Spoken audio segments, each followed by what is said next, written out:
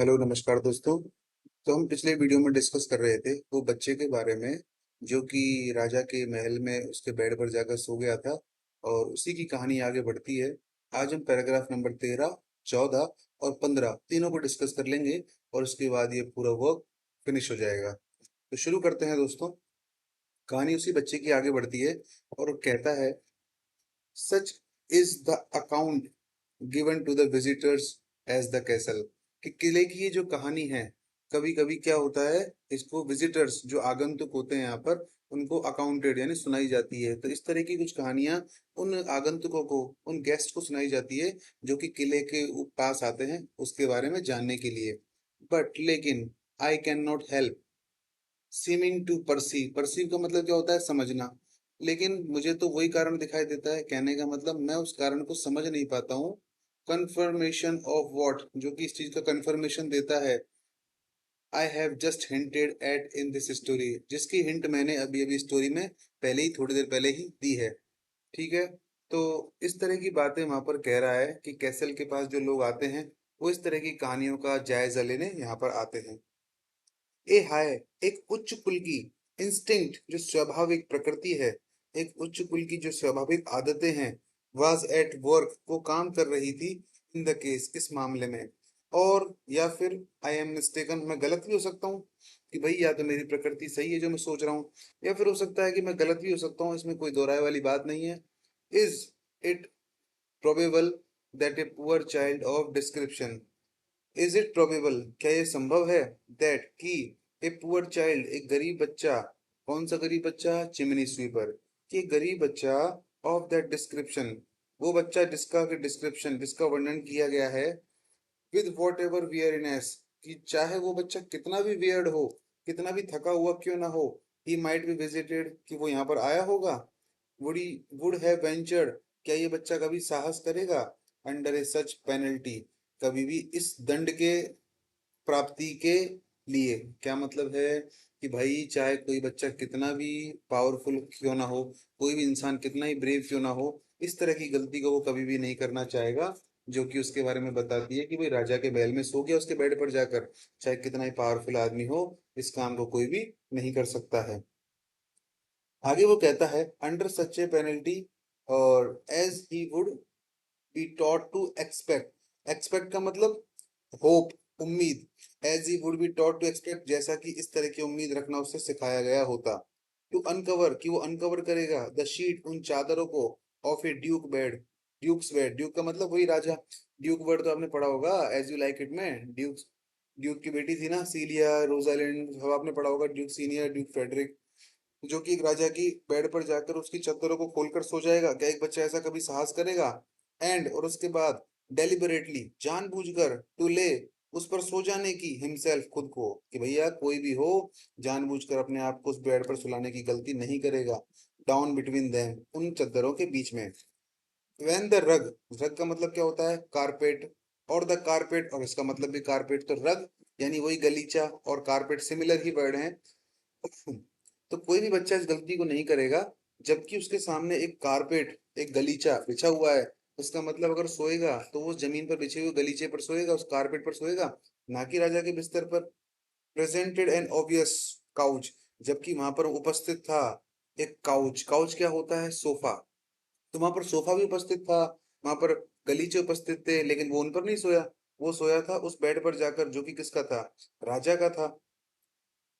Still फार above, जो कि कई ऊपर था, हिज प्रिटेंशन उसके ओहदे से, क्या उसका बेड। तो किंग का बेड उसकी रेपुटेशन से, किसकी रेपुटेशन से, चिमनी स्वीपर की रेपुटेशन से कहीं ज्यादा ओहदा रखता था किंग का बेड। और उसकी औकात नहीं थी कि वो बेड पर जाकर सोए, लेकिन फिर ही वो जो जाकर सो गया। तो शायद ये चीज इसका प्रूव है कि ये बच्चे शायद कभी किसी नोबिलिटी, किसी कुलीन परिवार के, किसी एरिस्टोक्रेट फैमिली के शायद वंशज रहे हों। आगे वो कहता है, इज इट पॉसिबल, क्या ये संभव है, प्रोबेबल का मतलब पॉसिबल, क्या ये संभव है। आई वुड आस्क, मैं आपसे पूछता हूँ, रीडर से पूछ रहा है, मैं आपसे पूछता हूँ, if the great power of nature, यदि प्रकृति की महान शक्ति, विच आई कंटेंट फॉर, जिसके लिए मैं वकालत कर रहा हूँ, जिसके लिए मैं, जिसके बारे में मैं बात कर रहा हूँ, had not been manifested, manifested का मतलब प्रकट होना, दिखाई देना, प्रतीत होना, हैड नॉट बीन मैनिफेस्टेड, क्या वो प्रकट नहीं हुई विद इन हिम, उसके अंतर्गत। तो हो सकता है कि प्रकृति की पावर या तो हुई नहीं है प्रकट, और अगर हुई गई हो तो उस प्रकृति की पावर ने उसको ऐसा करने के लिए मोटिवेट किया है। प्रॉम्प्टिंग, जिसने उसको फोर्स किया है, किसने, प्रकृति की पावर ने, टू द एडवेंचर, इस साहस को करने के लिए। तो आपसे पूछेगा क्या कि बच्चे ने ये जो काम किया था ये किसके तहत किया था? ये उसके तहत किया था कि शायद उसको प्रकृति ने ये पावर दी थी कि बेटा तू टेंशन मत करे, इस काम को कर, पेनल्टी वगैरह की टेंशन मत कर, सारा काम अपने आप ठीक हो जाएगा। तो आपको तो कुल मिलाकर इतना ही याद रखना है कि बच्चे ने ये काम किसके तहत आकर किया था, पावर ऑफ नेचर के लिए। मैं अंडरलाइन कर रहा हूँ दोस्तों, पावर ऑफ नेचर को। तो ये होगी आपकी बोल्ड। तो बच्चे ने ये किस चीज के तहत की थी कि शायद नेचर ने उसको पावर दी थी। विच आई कंटेंट फॉर, जिसकी मैं वकालत कर रहा हूँ, है ना। और had be manifested within, उसने शायद इस चीज को दिया था, पावर को उसके अंदर। प्रॉम्प्टिंग, प्रॉम्प्टिंग का मतलब फोर्स करना, कि उस पावर ने क्या किया था, फोर्स किया था ताकि वो इस एडवेंचर, इस साहस भरे कार्य को कर सके।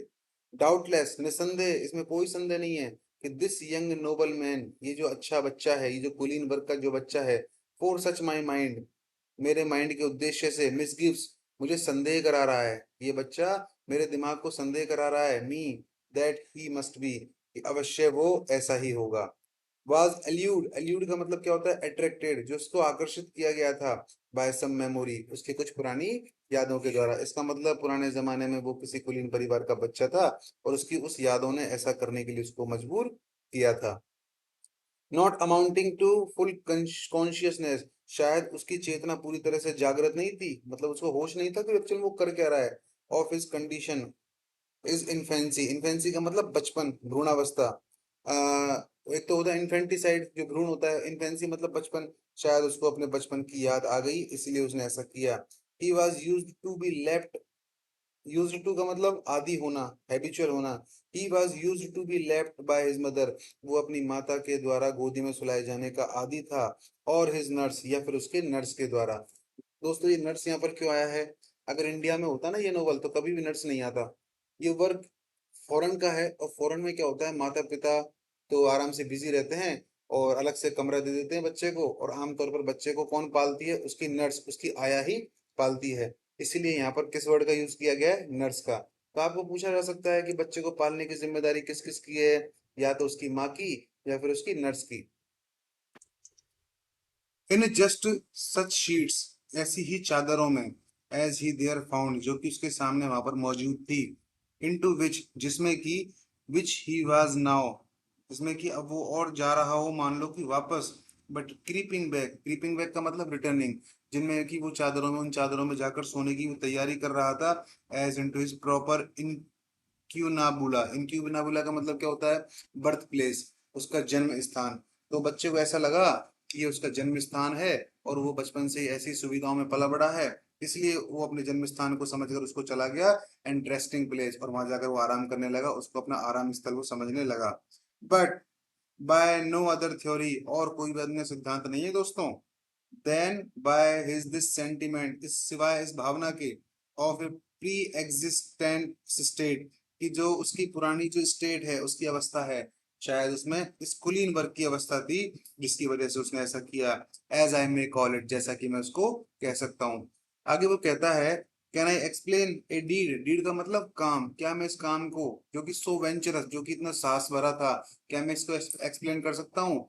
एंड इंडीड, और वास्तव में, एनी अदर सिस्टम, किसी और अन्य प्रणाली को, सो इंडिकोरस, जो कि इतनी ज्यादा क्या है, खराब है, इतनी ज्यादा हार्श है, इन दिस टेंडर, इस नाजुक बच्चे में, बट अनसीजनेबल स्लीपर, बल्कि इस चिमनी स्वीपर में। तो आपको अगला क्वेश्चन क्या बनेगा, उसके लिए क्या वर्ड यूज हुआ है, अनसीजनेबल स्लीपर।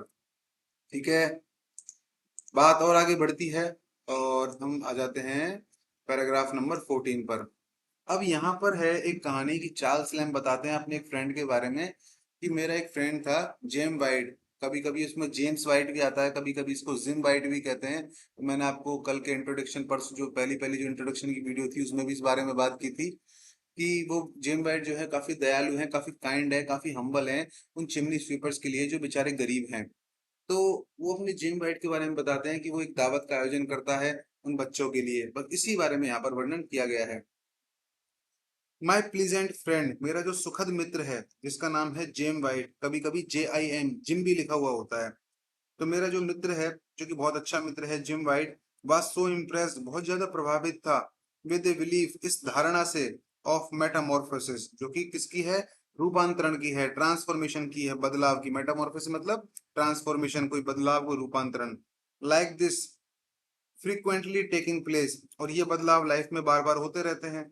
दैट, कौन से बदलाव, इन सम सॉर्ट ऑफ रिवर्स, कि भाई उसका मन था क्या करने का, कि मैं इन कंडीशंस को रिवर्स कर दूं, यानी इन गरीब बच्चों को मैं क्या करूं, थोड़ा सा अच्छा इनके लिए कर दूं। द रॉन्ग्स, वो गलत चीजें, ऑफ फॉर्च्यून, जो कि भाग्य ने, इन दीज पुअर चैलेंजिंग्स, इन बेचारे अभावग्रस्त बच्चों के लिए की है क्या, कि प्रकृति ने इन बेचारे बच्चों के लिए पहले ही क्या कर दिया है, बहुत सारे चैलेंजेस डाल दिए जीवन में। मैं कम से कम इनका भाग्य को सुधारने के लिए थोड़ा प्रयास तो करूं। कि इंस्टीट्यूट, इसने क्या करा, एक दावत दी, एन एनुअल फीस्ट। अब देखो, इंस्टीट्यूटेड का मतलब क्या हो गया, स्टार्ट करना किसी चीज को, किसी चीज की परंपरा को शुरू कर देना। तो उसने शुरुआत कर दी, एन एनुअल फीस्ट, एक वार्षिक दावत की, मतलब वर्ष में वो एक क्या देगा, दावत, फीस्ट का मतलब दावत, कि वो दावत देगा, ऑफ चिमनी स्वीपर्स, इन बच्चों को, इन चिमनी स्वीपर्स को, एट विच, जिस दावत में की, इट वाज हिज प्लेजर, ये उसको बड़ा आराम देगा, टू ऑफिशिएट, कि वो काम करेगा, ऑफिशिएट मतलब वर्क करना, और वो उसमें काम करेगा as host and a waiter, एक होस्ट के तौर पर भी और एक वेटर के तौर पर भी। ये है क्वेश्चन, कि जो उसका जिम वाइट जो फ्रेंड है ना, अब वो क्या करना चाहता है, वो एक दावत का आयोजन करना चाहता है, और उसकी इच्छा है कि वो उसमें होस्ट के तौर पर भी काम करेगा और एक वेटर के तौर पर भी काम करेगा। आपसे क्वेश्चन पूछेगा कि भाई वो क्या सिर्फ होस्ट के तौर पर काम करेगा, क्या सिर्फ वेटर के तौर पर काम करेगा, या फिर दोनों के तौर पर काम करेगा, तो होस्ट के तौर पर भी काम करेगा और वेटर के तौर पर भी काम करेगा। इट वॉज ए सोलम सफर, ये एक बहुत ही सोलम गंभीर सफर, सफर क्या होता है, वही रात का खाना। तो एक बहुत ही गंभीर शाम का भोजन है, हेल्ड, जो कि आयोजित किया गया था, इन स्मिथ फील्ड, जगह का नाम याद रखना है आपको। और ये भोजन कहाँ आयोजित किया गया है, स्मिथ फील्ड में आयोजित किया गया है। Upon the yearly return of the fair Saint Bartholomew, अब देखो ये ध्यान देने की बात है, जो मेला है वो कहाँ है, वो सेंट बार्थोलोमियो का मेला है, ठीक है ना। अब वो सोच रहा है कि भाई ये मेला साल में एक बार आयोजित होता है, तो तभी मैं क्या कर दूं, वो लोग बच्चे वहां पर इकट्ठा होते हैं, तो तभी मैं क्या कर दूं, इन बेचारे बच्चों के लिए अपने खाने को आयोजित कर दूं। Cards were issued to a week, cards जो आमंत्रण पत्र हैं, निमंत्रण पत्र हैं, इश्यू कर दिए गए थे एक, ए वीक बिफोर, एक हफ्ते ही पहले। तो दोस्तों, चिमनी स्वीपर्स के लिए जो कार्ड इशू किए गए थे वो कितने सप्ताह पहले कर दिए गए थे, एक सप्ताह पहले ही। टू द मास्टर स्वीप, अब ये क्या है, ये कार्ड तो मास्टर स्वीप को दिए जाते थे, मतलब वो बच्चे हैं, उनके घर में जो बड़े होते थे, जो उनसे एल्डर होते थे, उनको दे दिए जाते थे। लेकिन ध्यान रहे, कार्ड दिए बड़ों को जरूर जाते थे, लेकिन आमंत्रित तो केवल उसमें बच्चों को ही किया जाता था, बड़े लोगों को उसमें आमंत्रित नहीं किया जाता था। तो आपका क्वेश्चन बनता है, कार्ड किनको दिए जाते थे, तो मास्टर स्वीपर्स को दिए जाते थे, है ना।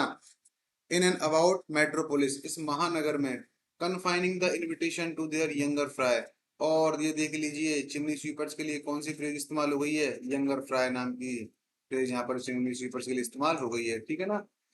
तो इनविटेशन तो केवल उन्हीं को दिया जाता था, इनको छोटे छोटे बच्चों को। नाउ, अब, and then an elderly stripling would get in among us, अब क्या होता था, कि ये जो एल्डरली बड़े जो स्ट्रिपलिंग है, जो कामगार हैं, जो कर्मचारी हैं, वुड गेट इन अमंग अस, हमारे बीच आ जाया करते थे। एंड, और इसके अलावा, बी गुड नेचर, नेचरली मतलब अच्छे तरीके से, इन ए गुड मैनर, अच्छे तरीके से वो आ जाया करते थे। विंग्ड, लेकिन इन इग्नोर कर दिया जाता था उनको, ज्यादा कोई उसकी तरफ ध्यान नहीं देता था। बट लेकिन our main body were infantry, हमारा जो मेन प्रायोरिटी था ना, वो तो वे छोटे चिमनी स्वीपर थे। तो आपसे पूछेगा कि उस मेले में बाद जो जिम वाइट जो चीजें आयोजित किया करते थे बच्चों के लिए खाना, उसमें उनका मेन बॉडी किसका था, मेन पर्पस किसको बुलाना था, उन छोटे चिमनी स्वीपर्स को। और उसके लिए कौन सी फ्रेज यहाँ पर यूज हुई है, इन्फेंट्री। आगे वो कहता है, वन अनफॉर्चुनेट विट, अब देखो विट का मतलब हो जाएगा यहाँ पर फेलो, फेलो का मतलब जो फेलो चिमनी स्वीपर है, ये जो दुर्भाग्यशाली जो चिमनी स्वीपर हैं, इंडीड वास्तव में, हु रिलाइंग, जो कि रिलाय करते हैं, विश्वास करते हैं, अपॉन हिज डस्की सूट, अब देखो रिलाय का मतलब एक तरह से पहन कर भी आ जाना, इसको भी रिलाय करना कहते हैं। और डस्की सूट, डस्की मतलब मैला कुचैला, काला पीला सूट पड़ा हुआ है बिल्कुल। तो वो क्या करते हैं बेचारे, अपने गंदे से सूट को पहनकर वहां पर आ जाते हैं। हैड इंट्रूडेड, इंट्रूडेड का मतलब एंटर कर जाना, और वो उसमें घुसा देते चोरी छुपे, हिमसेल्फ इनटू आवर पार्टी, हमारी पार्टी में। तो हम तो बच्चों को बुलाते थे, लेकिन क्या है कई बार मैले कुचैले कपड़े पहनकर कुछ लोग कोट वोट पहनकर वो आ जाते थे, लेकिन एक्चुअल में पता लग जाता था कि उनके सूट को देख कर कि ये है तो वास्तव में ही धोखेबाज आदमी, इसको बुलाया नहीं है लेकिन ये आ गया, जो बड़े लोग हैं। बट लेकिन बाय टोकन, लेकिन जब हम टोकन चेक करते थे, वाज प्रोविडेंटली, तो हमको पता, प्रोविडेंटली डिस्कवर्ड, तो हमको स्पष्ट तौर पर पता चल जाता था, इन टाइम, समय रहते ही, to be not chimney sweeper, की ये जो आया है ना आदमी, ये क्या नहीं है, चिमनी स्वीपर नहीं है। All is not suit with look, so क्यों, क्योंकि हर चीज, ऑल इज नॉट, हर चीज नहीं है, सूट विच लुक सो, जो कि कालिक दिखती है ना, हर चीज वो क्या नहीं है, ऐसी दिखती नहीं है। इसका मतलब ऐसा हो सकता है कि हर चमकने चीज, हर चमकने वाली चीज क्या नहीं होती है, सोना नहीं होती है। तो हर दिखने वाला आदमी चिमनी स्वीपर नहीं होता है। इसीलिए उनको पता लग जाता था।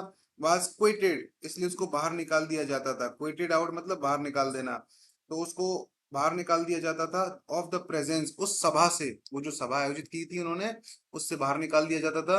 विद यूनिवर्सल इंडिग्नेशन, अब इंडिग्नेशन का मतलब क्या होता है, अपमान, यानी सार्वजनिक रूप से उसका अपमान किया जाता था। एज नॉट हैविंग और वेडिंग गारमेंट, क्यों, क्योंकि उन्होंने किसी भी तरह के क्या नहीं पहन रखे थे, शादी वाले कपड़े नहीं पहन रखे थे।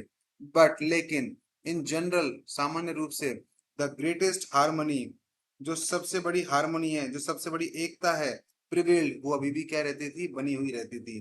द प्लेस, इसका मतलब माहौल बिल्कुल शांत रहता था अभी भी। द प्लेस, वो स्थान, चूजन, जो कि चूज किया जाता था, वॉज ए कन्वीनियंट, बहुत ही सुविधाजनक स्पॉट, स्थान होता था, यानी जिस स्थान पर वो दावत का आयोजन करते थे, बहुत ही सुविधाजनक स्थान होता था। अमंग द पेंस, पेंस का मतलब होता है बाड़ा या शेड्स, तो उसके आसपास, कहाँ पर, किसी बाड़े के आसपास, at the north side of the affair. अब आपने पूछेगा इनका जो स्थान था ना, वो कौन सा स्थान था, वो north side of the fair था, कि जो जहाँ पर मेला होता था ना बार्थोलोम्यू का, उसका जो उत्तरी दिशा है, वहां पर ये खाने पीने की व्यवस्था किया करते थे। नॉट सो फार डिस्टेंट, जो कि ज्यादा दूर नहीं है, as to be impervious to agreeable hubbub of vanity. तो नॉट सो डिस्टेंट मतलब ज्यादा दूर नहीं है, इम्परवियस मतलब पहुंच के बाहर, यानी ज्यादा दूर नहीं है, इतना दूर नहीं है कि पहुंच के बाहर हो। टू द एग्रीएबल, एग्रीएबल मतलब इतना कि अच्छा लगे, इतनी दूरी जितने आदमी आने के लिए एग्री हो जाए। हबब, हबब क्या होता है, मेले की जो चमक दमक है, मेले का जो शोर शराबा है, उसे हबब कहते हैं। एंड द वैनिटी, और उस मेले से, तो उस स्थान को मेले से ज्यादा दूर रखा नहीं जाता था, बस इतना दूर रखा जाता था कि किसी भी तरह का शोर शराबा उनको क्या ना करे, डिस्टर्ब ना करे, बस जहाँ पर वो खाने का आयोजन करते थे। बट लेकिन रिमोट इनफ, लेकिन वो इतना दूर तो होता था वो स्थान, not to be obvious to be interruption of every gaping of spectator in it, कि इतना दूर तो होता था कि कोई भी आदमी इसमें बीच में आकर स्पेक्टेटर ना बन जाए, कोई दर्शक ना बन जाए, और ना ही किसी भी तरह की इंटरप्शन, किसी भी तरह की बाधा इसमें पैदा हो। तो इतना वो दूर तो पहुंच जाता था। क्या, वो मेले का स्थान से इतना दूर तो वो स्थान था जहां पर उस खाने का आयोजन किया जाता था इन चिमनी स्वीपर्स के लिए।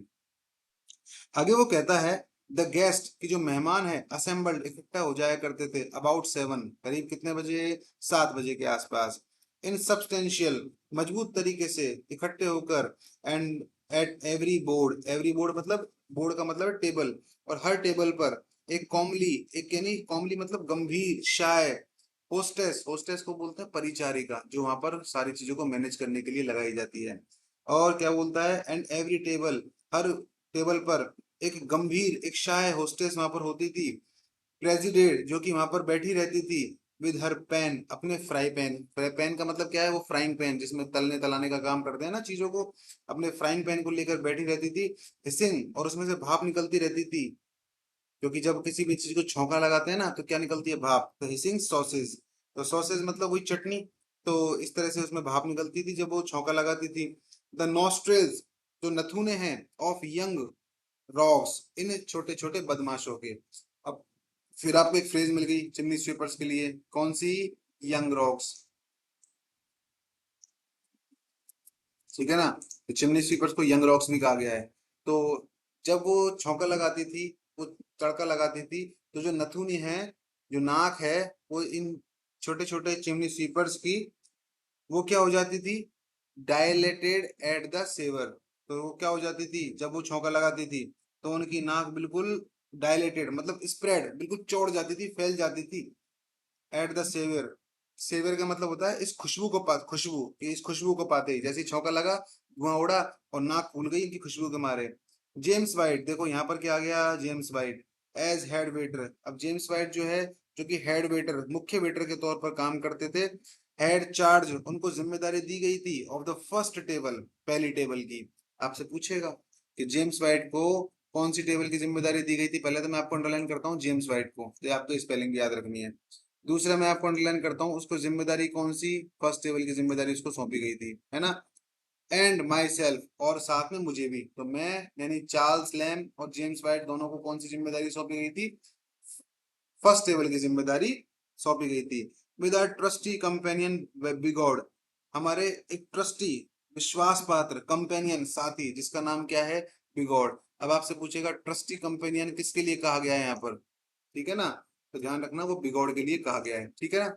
ऑर्डिनरली, जो कि साधारण तौर पर, मिनिस्टर्ड।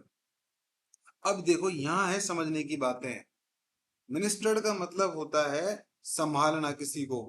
तो वो कह रहा है कि मैं साधारण रूप से संभाल लेता था इस चीज को। भाई मिनिस्ट्री क्या करती है, मिनिस्ट्री मैनेजमेंट ही तो करती है। तो मैं सारे साधारण तौर पर इन चीजों को क्या कर लेता था, संभाल लेता था। टू द अदर टू, और इसी के साथ साथ दो अन्य टेबलों को और मैं संभाल लेता था। अदर टू का मतलब दो अन्य टेबल और। देयर वर क्लैम्बरिंग, यहाँ बहुत शोर शराबा होता था। एंड जॉसलिंग, बहुत ज्यादा क्या होता था, धक्का मुक्की होता था। यू में ही श्योर, तो भाई शोर शराबा हो गया, धक्का मुक्की हो गया, और यू में ही श्योर, तुम इस बात को कह सकते हो, who should get at the first table, कि लोग लड़ा करते थे इस बात के लिए कि आखिर पहली टेबल पर कौन बैठेगा। आमतौर पर होता क्या है कि जो पहली टेबल है उसके पास खाना जल्दी जल्दी आ जाता है, तो लोग कोशिश करते थे कि यार पहली टेबल पे हमारे नंबर आ जाए तो जल्दी जल्दी काम हो जाए। तो इसलिए कौन सी टेबल के लिए लड़ाई होती थी, ये भी मैं अंडरलाइन कर लेता हूँ इस चीज को, कि कौन सी टेबल के लिए, पहली टेबल के लिए क्या होती थी, आमतौर पर जॉसलिंग होती थी, लड़ाई होती थी। मैं इसको अंडरलाइन कर रहा हूँ, get at the first table. ज्यादातर लड़ाई क्यों होती थी, पहले नंबर की टेबल पर बैठने के लिए। आगे वो कहता है, और क्योंकि रोचेस्टर, रोचेस्टर कौन है, इंग्लैंड का राजा है, और इंग्लैंड का राजा था कभी ये रोचेस्टर। क्योंकि जो रोचेस्टर है, क्योंकि जिम्मेदारी राजा की तो होती है ऐसे भूखे नंगे लोगों को खिलाने की। आज सरकार ही तो राशन बांट रही है, 2 रुपए किलो गेहूं, फलाना ढिमकाना। कोई आदमी को, कोई पार्षद बांट रहा है कि अपनी मर्जी से, कोई नहीं बांट रहा, सरकार के आदेश पर ही कर रही है। तो उस समय राजा की जिम्मेदारी थी, लेकिन राजा बेवकूफ था, वो करता नहीं था इस तरह की चीजें। तो आगे कह रहा है कि भाई ये पहली टेबल पर बैठने के लिए लड़ते थे कि कौन बैठेगा। फोर, क्योंकि रॉचेस्टर जो इंग्लैंड का राजा था कभी, इन इज मैडेस्ट डेज, अपने पागलपन की अवस्थाओं के दिनों में, कुड हैव डन, वो एक्सप्रेस, डन का मतलब यहाँ पर एक्सप्रेस करने से, तो कुड हैव एक्सप्रेस, वो एक्सप्रेस कर सकता था, वो इस चीज को अभिव्यक्त कर सकता था, the humorous of the scene, उन हास्यप्रद सीनों को, उन हास्यप्रद दृश्यों को, विद मोर स्पिरिट, अपने अंतरात्मा से, देन जिम वाइट, बजाय जिम वाइट के। यानी जो काम जिम वाइट कर रहा है उसको खुद राजा को करना चाहिए था, लेकिन उसने किया नहीं। After some general expression of thanks, इसके बाद कुछ साधारण तौर पर कुछ धन्यवाद ज्ञापित करने के बाद, फॉर द ऑनर, सम्मान के लिए, द कंपनी, जो संगति है, हैड डन हिम, उसने ये चीजें की। तो कुछ लोगों ने क्या किया कि भाई हम कर लेते हैं इस काम को, हमें सम्मान मिलेगा, तो उन्होंने सम्मान की खातिर ये सारी चीजें कर ली। आगे वो कहता है, हिज इनाग्यूरल, इनाग्यूरल का मतलब उद्घाटन, और सेरेमनी मतलब समारोह, उसका जो उद्घाटन समारोह है, वास टू क्लैश, क्लैश का मतलब होता है पकड़ लेना, वो इस चीज के साथ और समाप्त होता था, द ग्रीसी वेस्ट, की जो चिकनी कमर है, ऑफ द ओल्ड डेम, उस बूढ़ी औरत, ओल्ड का मतलब बूढ़ी, डेम का मतलब औरत, जिसका नाम है उर्सुला। कि भाई उसको टास्क दिया जाता था कि एक काम करो, ये जो मोटी औरत है, ये जो चिकनी ये औरत है जो मोटी है, ये जो बूढ़ी है, उर्सुला, इसकी कमर को पकड़ो। द फेटेस्ट ऑफ द थ्री, तो वहां पर देखिए तीन औरतें दिखाई गई हैं, उनमें से तीन में से वो सबसे मोटी कौन थी, उर्सुला। अब देखिए आपको जो जो क्वेश्चन बन सकते हैं वो मैं आपको बता रहा हूँ। उसको जो टास्क दिया जाता था वो क्या है, क्लैश द ग्रीसी वेस्ट, कि उसको टास्क दिया जाता था कि वो पकड़े उस चिकनी कमर को। दूसरा क्वेश्चन बनता था कि ओल्ड लेडी, एक ओल्ड लेडी का जिक्र किया गया है, उस ओल्ड लेडी का नाम क्या है, उर्सुला। तो ये चीज आपको ध्यान रखने की बात है। आपसे बोलेगा वहां कितनी टोटल कितनी औरतों को जिक्र किया गया है, तो वो आपको बताना पड़ेगा कि टोटल 3 औरतों का जिक्र किया गया है। दैट स्टूड फ्राइंग, जो कि वहां खड़ी होती थी फ्राई करने के लिए, तलने के लिए। एंड फ्रेटिंग, हाफ ब्लेसिंग, तो वो तलने का काम करती थी, साथ में फ्रेटिंग रोष प्रकट करती थी, गुस्सा प्रकट करती थी। हाफ ब्लेसिंग, आधी वो क्या करती थी, आशीर्वाद देती थी। हाफ कर्सिंग, आधा वो अभिशाप देती थी। और अभिशाप देती किसकी थी, किसको थी, द जेंटल, कौन है ये जेंटल, जिम वाइट को। तो आपको ये है क्वेश्चन कि उर्सुला है जो किसको अभिशाप दिया करती थी, उस जेंटलमैन को। और ये जेंटलमैन कौन है, इसको अंडरलाइन कर लीजिएगा, ये जेंटलमैन है आपका जिम वाइट। तो मैं आपके लिए उस चीज को लिख रहा हूँ एक्चुअल में, मूल टेक्स्ट तो नहीं है ये, लेकिन फिर भी मैं आपके लिए लिख देता हूँ उस चीज को। ठीक है ना। तो उस चीज को आप ध्यान से देखिएगा कि भाई कहीं कहीं देखो इसको भी ऐसे लिखा हुआ है कि भाई कहीं कहीं कैसे लिखा हुआ है ये, जेम्स वाइट के तौर पर भी लिखा हुआ है। ठीक है ना। तो ये सब चीजें आपको ध्यान रखनी है। एन इम्प्रिंट, और एक छाप छोड़ देता था, अपॉन हर चेस्ट लिप्स, उसके पवित्र होठों पर, ए टेंडर सैल्यूट, एक नाजुक सैल्यूट की, सलामी की। इसका मतलब वो क्या करता था, वो क्या करता था, करता कुछ नहीं था, बस अपनी उंगली को उसके ऊपर रख लेता था कि यार बदुआ देना बंद करो, कब तक दोगी तुम बदुआएं। तो इस तरह से वो क्या करता था कि उसके मुंह को चुप करा देता था। आगे वो कहता है, वेयर एट, जहां पर, द यूनिवर्सल होस्ट, वो जो यूनिवर्सल होस्ट है, वो जो परिचारिका है, सार्वभौमिक परिचारिका है, सबकी परिचारिका है, गुड सेटअप ए शाउट, क्या करती, बुरी तरह चिल्लाती, एंड टोर, और फाड़ डालती, फाड़ देती, द कॉनकेव, कॉनकेव का मतलब उस टेंट को जहां पर वो सारी व्यवस्था होती थी ना उसमें। वाइल, जबकि हंड्रेड्स ऑफ ग्रिनिंग टीथ, हजारों हंसते हुए दांत, स्टार्टल, जो कि चौंक जाते थे, चौंका देते थे, द नाइट, उस पूरी रात को, विद देयर ब्राइटनेस, उनके उजालों से। ओ, इट वॉज ए प्लेजर, ये बड़ा ही आरामदायक है, टू सी, देखना, द सबल यंकर्स। अब यंकर्स का मतलब, ये सबल का मतलब काले पीले, और यंकर्स का मतलब छोकरे। अब इसका मतलब ये भी ध्यान देने की बात है, कौन कौन सा फ्रेज हुआ है, ये चिमनी स्वीपर्स के लिए यूज हुआ है ये वाला फ्रेज, सबल यंकर्स। ठीक है ना, तो ये भी ध्यान देने की बात है। तो क्या करते थे, बड़े शोर मचाते थे ये सेबल यंकर्स, ये जो काले पीले जो छोकरे हैं। लिक, चाटते हुए, लिक का मतलब क्या होता है, चाटना, और सक का मतलब क्या होता है, चूसना। तो लिक, चाटते हुए, इन द अंचुअस मीट, अंचुअस मतलब स्वादिष्ट, मनोरंजक, और मीट का मतलब वही मांस, with his more unctuous saying, यानी एक ऐसी, स्वेइंग का मतलब है कहावतें, रिमार्क्स।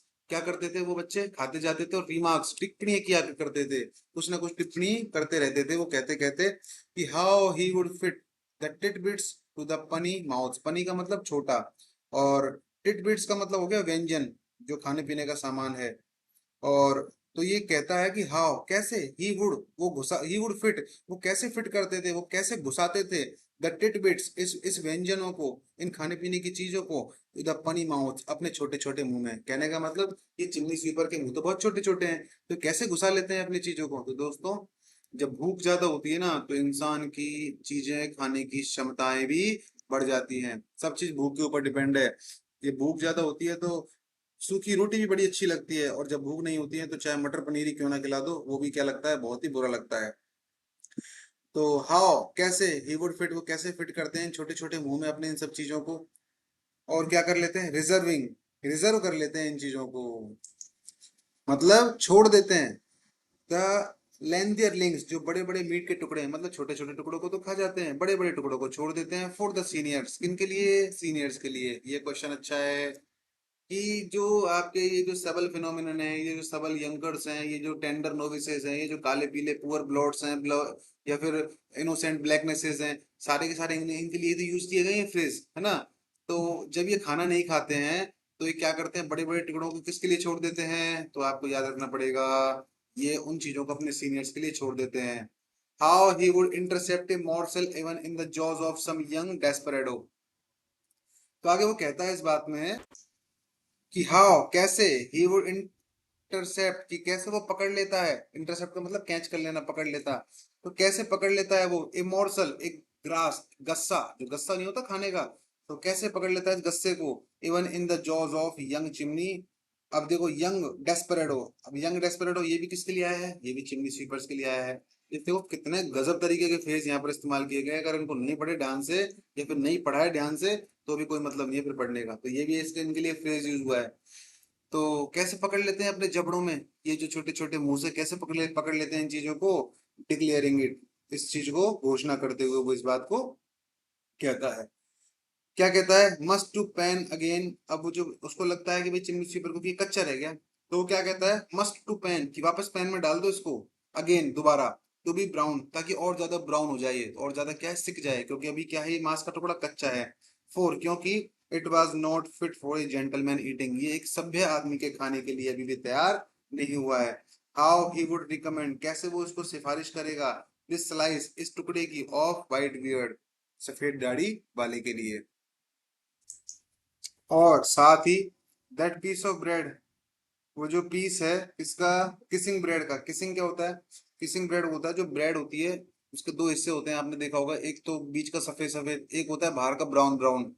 तो आमतौर पर आजकल ब्रेड क्रम्स बनाए जाते हैं ना, वो बाहर की ब्रेड का हिस्सा काट लिया जाता है, फिर उसको पीस लिया जाता है, फिर उसको थोड़ा रोस्ट कर लिया जाता है, और रोस्ट करके उसको फ्रिज में कंटेन कर लिया जाता है, फिर बाद में जब कभी पकौड़े वगैरह बनाते हैं तो उस क्रस्ट में उसको डुबो डुबो के तलते हैं, तो उससे पकौड़े थोड़े क्रिस्पी बनते हैं, है ना। वो ये क्रिसिंग क्रस्ट, ये ब्रेड का जो किनारा होता है ना उसको बोलते हैं क्रिसिंग क्रस्ट। ए टेंडर जुवेनाइल, अब ध्यान रखना ये भी इसके लिए इस्तेमाल हुआ है, टेंडर जुवेनाइल, कि एक ऐसा नाजुक क्या है, बच्चा है। तो ये भी आपको याद रखने की बात है, टेंडर जुवेनाइल उन्हीं के लिए इस्तेमाल हुआ है। एडवाइजिंग देन, उनको सलाह देते हुए, all to have a care of cracking their teeth, कि कहीं ऐसे ना हो जाए कि उनके दांत क्या हो जाए, क्रैक हो जाए, तो बेटा संभल कर थोड़ा सा खाओ, अपने दांत ही तो है तुम्हारी जो विरासत है, अगर ये टूट जाएंगे तो ये कुछ नहीं है फिर। विच वर देयर बेस्ट पैट्रीमोनी, जो कि उनकी सबसे ज्यादा बेस्ट पैट्रीमोनी है। अब याद रखने की बात है, मैं इसको भी आपको अंडरलाइन कर रहा हूँ, कि क्वेश्चन बनेगा विच वर देयर बेस्ट पैट्रीमोनी, और ये आपसे पूछेगा कि एक्चुअल में ये है क्या है, तो ये है उनके दांत। ठीक है ना, किसके लिए रेफर किया गया ये फ्रेज, उनके दांतों के लिए। हाउ, कैसे, जेंटली, आराम से, ही वुड, वो करेगा, डील, डिस्ट्रीब्यूट, अबाउट, अब डील अबाउट का मतलब हो जाएगा डिस्ट्रीब्यूट करना, डिस्ट्रीब्यूट करना मतलब परोसना, चीजों को परोसते हैं ना हम हमारे फंक्शनों में परोसगारी करते हैं, तो उसी को ही कहा गया है यहाँ पर, कि कैसे वो इन चीजों को परोसेगा। द स्मॉल एल, ये जो छोटे छोटे एल यानी छोटे छोटे जो पेय पदार्थ हैं, एज इफ, जैसे कि, मानो कि, इट वर वाइन, कोई शराब हो, नेमिंग द ब्रूअर, जिसको वो पेय पदार्थ बनाया है, एंड प्रोटेस्टिंग, उसका विरोध करते हुए, इफ, यदि, इट वर नॉट गुड, यदि ये अच्छा नहीं हुआ तो, he should lose their custom, अब वो कह रहा है दुकानदार इस बात को, भैया मेरा माल बढ़िया होना चाहिए, अगर मेरा माल खराब हुआ तो मेरे क्या हुआ, लूज हो जाएंगे कस्टम, कस्टम का मतलब कस्टमर, मेरा ग्राहक टूट जाएंगे, विद ए स्पेशल रिकमेंडेशन, इसलिए वो एक स्पेशल सिफारिश करता है, टू विप, ताकि वो पहुंच सके, वाइप मतलब विप का मतलब पहुंच लेना, द लिप, होठों को, बिफोर ड्रिंकिंग, पीने से पहले, क्योंकि होठों पर निशानी रहेगी तो लोगों को पता लगेगा कि यार देखो माल अच्छा नहीं है, तो अपने होठों को पूछ लो ताकि नाम पता ही ना लगे कि माल कैसा है। देन उसके बाद, we had our toast, toast का मतलब तो आपने खूब अच्छे से पढ़ा होगा, अगर आपने इसी चैनल पे आपने द बर्थडे पार्टी देखा होगा दोस्तों, यही होता है अच्छे तरह से पढ़ने का, आप उन वर्ड्स को रिलेट कर पाते हैं कि एक्चुअल में ये वर्ड आपने कहाँ पढ़े हैं। आपने अगर बर्थडे पार्टी पढ़ा हो तो आपने टोस्ट पढ़ा होगा, जब वो आपके जो उसके कैरेक्टर हैं बर्थडे पार्टी में, जो कि वहां पर पार्टी कर रहे थे, जैसे कि एक तो पेटे है लेकिन पेटे पार्टी में शामिल नहीं था, तो उसमें एक तो वो लेडी थी, और इसके अलावा वो गोल्डबर्ग है, मैकेन है, लुलू है, और इसके अलावा स्टैनले, जो हमारा स्टैनले जो कहानी का लीडर है, और इसके अलावा वो मेन जो कि मिसिस बोल्स जिसको मैग कहते हैं, है ना, वो सारे लोग क्या करते हैं, दारू पीते समय टोस्ट करते हैं, यानी एक्चुअल में कह सकते हैं कि दारू पीने के समय या फिर किसी पार्टी को करने से पहले जो एक भाषण दिया जाता है उसे क्या कहते हैं, टोस्ट कहते हैं। ये एक्चुअल में कोई वो वाला टोस्ट नहीं है जिसको हम चाय के साथ खाते हैं। तो इस तरह से इंटरलिंक करके पढ़ेंगे, चीजों को आपस में रिलेट करके पढ़ेंगे तो चीजें बहुत लंबे समय तक स्थायी बनी रहेंगी। ठीक है, तो आगे हम चलते हैं हमारी बात की ओर, कि अगर हम एक शब्द में इसको बात करें तो टोस्ट का मतलब हो गया एक तरह से वेलकम स्पीच। तो वो बोलता है then we had our toast, फिर हमने हमारी वेलकम स्पीच हमको कहनी है। अब देखो वेलकम स्पीच वो किस किस के नाम कहेंगे, किस किस के नाम पर वेलकम स्पीच करेंगे, दारू पीते हैं ना, तो जो भी लोग दारू पीते हैं, काफी सारे लोग पीते होंगे, वो लोग क्या कहते हैं, आज तेरे भाई के नाम, आज तेरी जीत के नाम, आज किसी और चीज के नाम, तो जिन जिन चीजों के नाम पर वो टोस्ट करते हैं वही होती है उसकी जान, उस पार्टी की, कि आज किसके नाम पी रहे। जब भी कोई आदमी पहला पैग उठाता है क्या कहता है, चलो chairs for the next party. तो कुछ लोग क्या करते हैं, पार्टी करने के बहाने ढूंढते हैं तो अगली पार्टी के नाम पर पी लेते हैं। तो अब ये यहाँ पर कह रहा है कि चलो आज हम चीजें टोस्ट करते हैं, हम एक वेलकम स्पीच देते हैं। सबसे पहला किंग के नाम, द राजा के नाम पर, दूसरा द क्लोथ, क्लोथ के नाम पर, दो चीजों के नाम पर ये टोस्ट कर रहे हैं। विच, जिससे कि वेदर दे अंडरस्टूड, चाहे वो बच्चे समझते हैं या नहीं, और नॉट, है ना, चाहे वो बच्चे उसको समझे और नहीं, वाज इक्वली डाइवर्टिंग, जो कि हमारा ध्यान खींचने वाला है समान रूप से, एंड फ्लैटरिंग, और चापलूसी से भरा हुआ है। तो आपको ध्यान रखना है उन दो वर्ड्स को कि किन किन के नाम पर यहाँ पर टोस्ट किया जा रहा है। देखिए, एक तो किंग के नाम पर और दूसरा क्लोथ के नाम पर। आगे चलते हैं। And for a crowning sentiment. अब क्राउनिंग सेंटिमेंट क्या होता है? क्राउनिंग सेंटिमेंट का मतलब है दोस्तों एक ऐसी फीलिंग जो कि किसी पर्टिकुलर टाइम पर टॉप पर आ जाती है, उसे कहते हैं क्राउनिंग सेंटिमेंट। मतलब वो जो सेंटिमेंट है, वो जो भावना है ना, हमारे क्राउन की तरह सिर पर आकर बैठ जाती है। तो क्या बोलती है कि ये लोग आमतौर पर पार्टी करते हैं कभी राजा के नाम, कभी क्लोथ के नाम, चाहे बच्चे उसको समझे चाहे ना समझे, चाहे उसको ध्यान खींचे चाहे चापलूसी भरा रखे, and for a crowning sentiment. लेकिन हमेशा वो एक बात जरूर बोलते हैं, है ना। क्या मतलब लिखेंगे इसका आप? अगर आपको याद नहीं रहता है तो लिख लीजिए कि हमेशा लास्ट में कोई एक बात बोलते हैं, विच नेवर फेल, जो कि कभी भी फेल नहीं होती है। कौन सी बात? May the brush supersede the laurel. अब देखिए, लॉरेल क्या है? लॉरेल है सिंबल ऑफ सक्सेस। सक्सेस का सिंबल क्या है? लॉरेल। और सुपरसेड क्या होता है? आगे निकल जाना। तो वो हमेशा क्या कहते हैं ये सारे लोग? भाई गरीब लोग हैं तो गरीब लोगों के लिए ही बोलेंगे।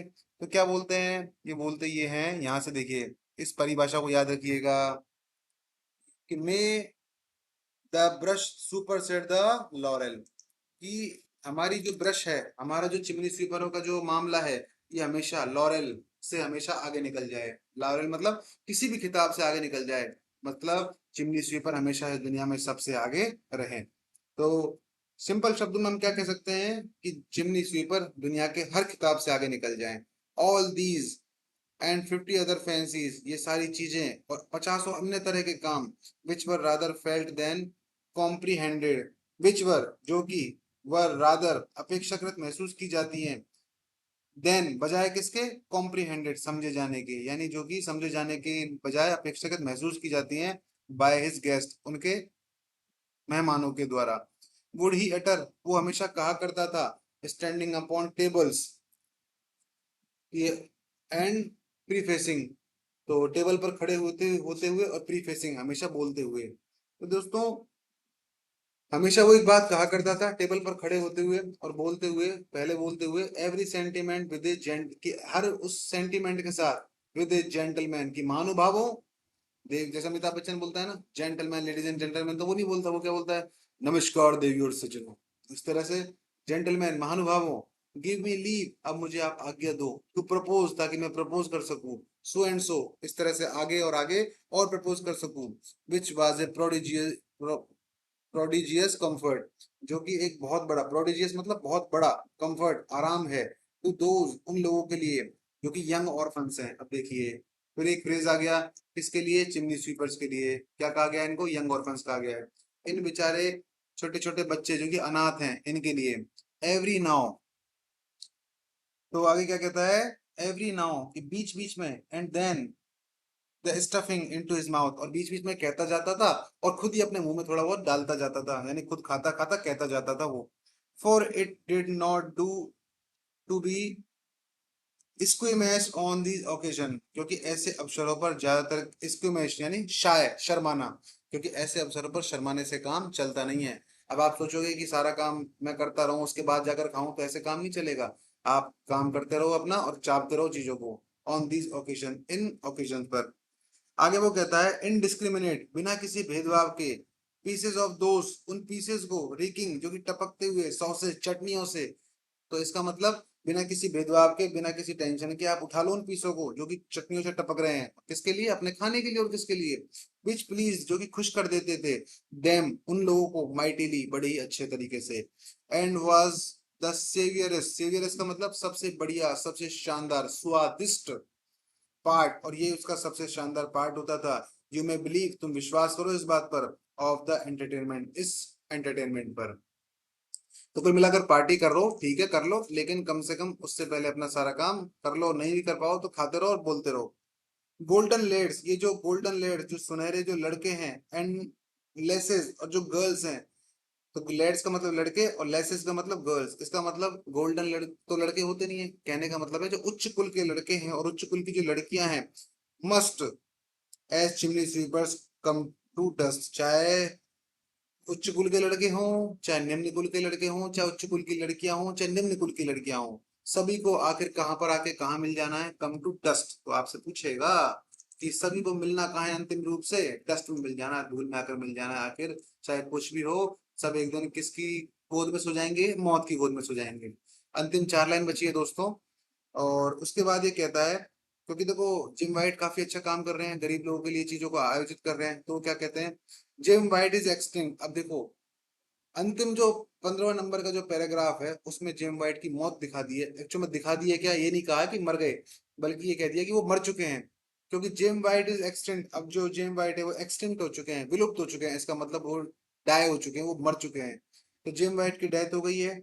एंड विद हिम, और साथ ही उसके साथ ही, दीज सपर्स, ये जो भोजन है जो कि आयोजित किए जाते हैं, हैव लॉन्ग सीज्ड, बहुत लंबे समय से इनको भी क्या कर दिया गया है? रोक दिया गया है। He carried away with him half the fun of the world when he died। तो जब वो मरा ना इस संसार में, तो करीब आधा सुख इस संसार से वो लेकर चला गया। और भले ही किसी की लेकर गया नहीं हो गया हो, मतलब किसी की खुशी वो लेकर गया हो चाहे नहीं गया हो, ऑफ माई वर्ल्ड एटलीस्ट, मेरे संसार के तो कम से कम आधी खुशी वो लेकर ही चला गया। तो क्या कहना चाह रहा है? कहना ये चाह रहा है कि Jem White is extinct, Jem White अब मर चुका है। एंड विद हिम, और उसी के साथ, दीज सपर्स, ये जो भोजन का जो चक्र था, हैव लॉन्ग सीज, बहुत लंबे समय से बंद हो चुका है। ही कैरिड अवे, वो ले गया है, विद हिम, उसके साथ, हाफ द फन, करीब आधा उत्साह, ऑफ द वर्ल्ड, इस संसार का, व्हेन ही डाइड, जब वो मरा, ऑफ माई वर्ल्ड एटलीस्ट, कम से कम मेरे संसार की तो आधी खुशी वो लेकर साथ में चला गया। हिज ओल्ड क्लाइंट्स, इसके जो पुराने क्लाइंट्स हैं, लुक फॉर हिम, उसको तलाशते हैं, अमंग द पेंस, पेंस का मतलब बाड़ा, तो इन बाड़ों में जो पहले जहां पर व्यवस्था करता था ना खाने पीने की, उन बाड़ों में लोग तलाशते हैं। एंड मिसिंग हिम, उसको याद करते हैं। रिप्रोच, उसको ब्लेम करते हैं। क्यों ब्लेम करते हैं? द अल्टर फीस्ट, उस अब बदली हुई दावत की, यानी कहते हैं कि अब दावतें बदल गई हैं, ऑल्टर हो गई हैं, ऑफ सेंट बार्थोलोमियो, किसकी? मेले की। कौन सा मेले? बार्थोलोमियो का मेला है। इसका मतलब कहना ये चाह रहे हैं कि अब बार्थोलोमियो के मेले में वो बात नहीं रही जो कि जिम वाइट के समय हुआ करती थी। एंड द ग्लोरी, और जो ग्लोरी है, मेले की जो जान है, ऑफ स्मिथफील्ड, स्मिथफील्ड की, डिपार्टेड फॉर एवर, हमेशा के लिए यहाँ से चली गई है। तो आपसे पूछेगा ग्लोरी ऑफ स्मिथफील्ड किसको कहा गया है दोस्तों? तो जेम्स वाइट को कहा गया है। जेम्स वाइट को क्या गया है? Glory of Smithfield. ये ध्यान रखने की चीजें हैं जो आमतौर पर हम नहीं रखते हैं। और मैंने टेक्स्ट को बहुत अच्छे से, जो जो फ्रेज जिसके लिए हुई है वो सारी इस्तेमाल करते हुए, उन सबको एक्सप्लेन करते हुए, फिर भी अगर कुछ छूट गई हो तो कभी और देखेंगे उस चीज को। वैसे जहां तक कि कोई छूटी नहीं होगी, गलती से कोई ध्यान नहीं रही हो तो एक आध छूट गई हो, बाकी इंपॉर्टेंट सारी चीजें, हर चीज कवर होती है दोस्तों पढ़ाते समय। सारी चीजें याद आती हैं, रिकॉल आगे से आगे रिकॉल होती रहती है चीजें, कि एक्चुअल में अगली लाइन में क्या कहना है क्या नहीं कहना है, सारी बातें इंटरकनेक्टेड होती हैं। ठीक है ना? तो कुछ छूटा नहीं होगा, इतना मैं विश्वास करके चलता हूँ खुद पर। और आई थिंक आपको मजा आया होगा, चीजों को समझने में काफी आसानी रही होगी, और अच्छे से क्लैरिटी के साथ मैंने टेक्स्ट को प्रेजेंट करने की कोशिश की है, किसी पीडीएफ को उठाने की कोशिश नहीं की है जहां पर मैं किसी चीज को अंडरलाइन ना कर सकूं। मैंने हर चीज को हाईलाइट करते हुए, कलर बदलते हुए, ताकि चीजों पे फोकस अच्छे से जाए, ताकि हमारा जो पर्पस है वो पूरा हो। हमारा जो फर्स्ट ग्रेड को जो चीजों को समझने का जो पर्पस है, जो एग्जाम से पहले चलाया जा रहा है, ये कम से कम फुलफिल तो हो, अदरवाइज इसका कोई मीनिंग नहीं है। और हमने पहले इसका इंट्रोडक्शन वीडियो पढ़ा, और इसके 3 वीडियो, आज ये हमारी तीसरी वीडियो है इस टेक्स्ट की, और टोटल हमारी 4 वीडियो हो गई है। इसके बाद मैं कोशिश करूंगा कि करीब 15 क्वेश्चन आपके लिए दूं, जिससे आपको भी पता लगे कि एक्चुअल में आपने क्या पढ़ा, क्या पढ़ने की आपको जरूरत है, और कितना आपको सीखने की जरूरत है। तो ठीक है दोस्तों, ज्यादा ज्ञान नहीं देते हुए आज के लिए बस इतना ही रखते हैं। आई होप आपको मजा आया होगा। अगर मजा आया हो तो कंजूसी ना करिए, अपने दोस्तों के साथ शेयर कीजिए, लाइक कीजिए, कमेंट जरूर कीजिए। तब तक के लिए कल मिलते हैं। धन्यवाद। जय हिंद, जय भारत, वंदे मातरम, जय श्री राम।